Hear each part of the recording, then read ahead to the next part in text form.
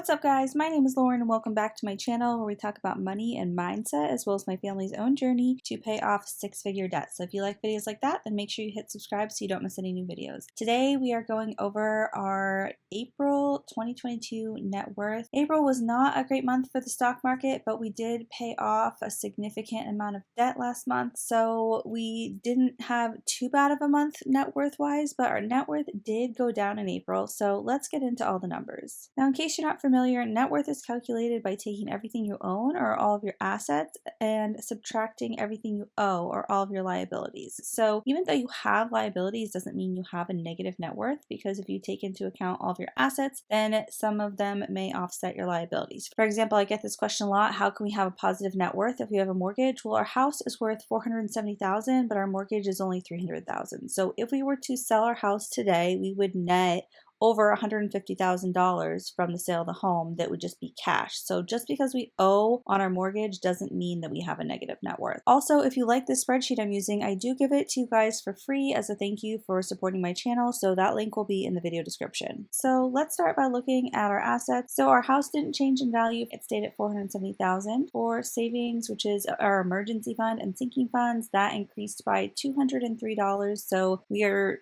pulling back on extra debt payments and extra investing above the employer match on my husband's 401k, essentially until we can get this number to a higher amount, because we had really got our sinking funds to a low level. So I'm glad to see a positive change this month. It was an increase of $203. Next, for my husband's retirement, this went down significantly because this is invested in the stock market. Even though we did contribute in the month of April, his account still went down. So it's at $56,658, which was a decrease of $2,501. Next, for my retirement, that also went down by a good amount. So I'm at $21,884, and just a few months ago I was almost at $25,000, and just the stock market's had a really bad run. But you know what?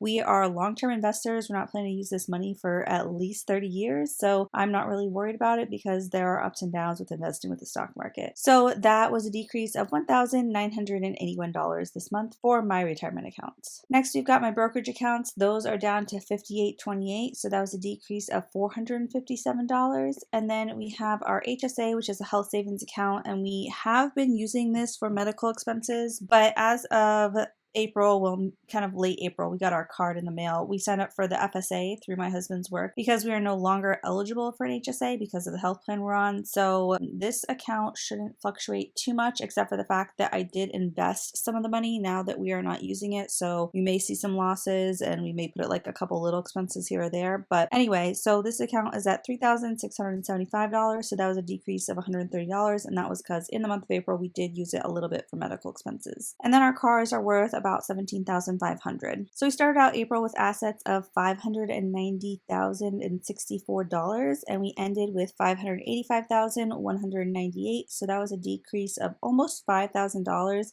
And all of that was essentially from losses in the stock market. So if you're new to stock market investing and you see a month like this where you've lost $5,000, I know it can be a little bit scary, but again, we are long-term investors. That's why we don't pull money in and out of our accounts. We just buy and hold, and long-term, the stock market has always gone up. So it really doesn't bother me to see this at all, because I know this is part of what happens. This is expected and predictable. This is not like some unusual thing. So again, it really doesn't bother me to see this because I know this is what happens when you invest. And I'm willing to weather the down months to get the returns from the up months, where you can really build your net worth and your nest egg and give yourself a comfortable retirement. All right, so let's take a look at our liabilities. Our mortgage went down this month by just making our regular payment. So we ended the month at $300,353. So that was a change of $514.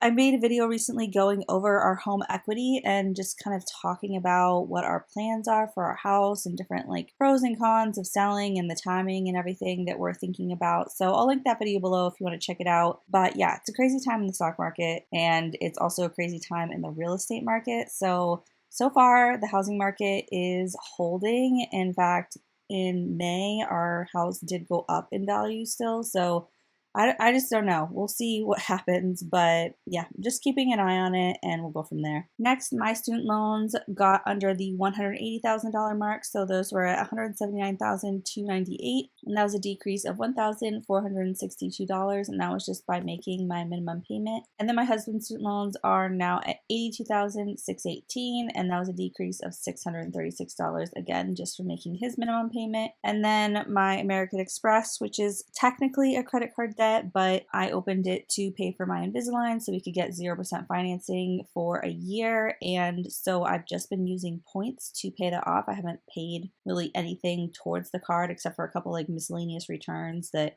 I just left on there as like credits towards the balance. So from points alone, last month we earned $138. So this has been a really great card. We started out at, let's see, over $4,000 for my Invisalign, and now it's down to $2,600. And actually, as of the time I'm filming this video, this is paid off. So the 0% interest ended in June, or is going to end in June. And so I wanted to get it taken care of in May just to be ahead of the game. And so as of the time I'm filming this, this is actually gone. So next month's update, you will see this at 0, which feels good because even though we didn't pay any interest on that credit card the whole time I've had it because of the 0% interest promotion that went on for 12 months, I still just don't like having credit card debt. And so, yeah, it just feels good to have this cleared out and back to a 0 balance. All right, so we started the month out with total liabilities of $567,619, and we ended the month with $564,869, and that was a decrease in our liabilities, which is a good thing. You want your liabilities to go down, so a decrease of $2,750. Now, even though our liabilities did go down, that wasn't enough to offset the losses in our assets, so our net worth did go down this month. So we started out the month at $22,445 and ended at $20,329. So that was a decrease of $2,116. So you can see here as we're watching this trend that we are trying to hit a net worth of between $50,000 and $100,000, and we are still just barely projected to get into that range, but we are still just on the cusp of it. So we are moving in the right direction for the year.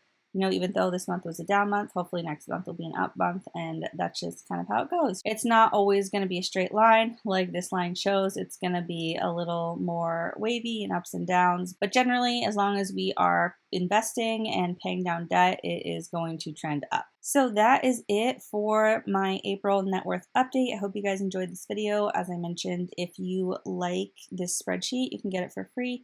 I have it linked in the video description. And if you like this video, as always, give it a big thumbs up. It really helps out my channel. And if you want to see more videos like this from me, follow the growth in our net worth and see us pay down these massive student loans we have, then make sure you hit that red subscribe button. I'd love to have you as a subscriber, and I will see you guys soon in my next video. Bye.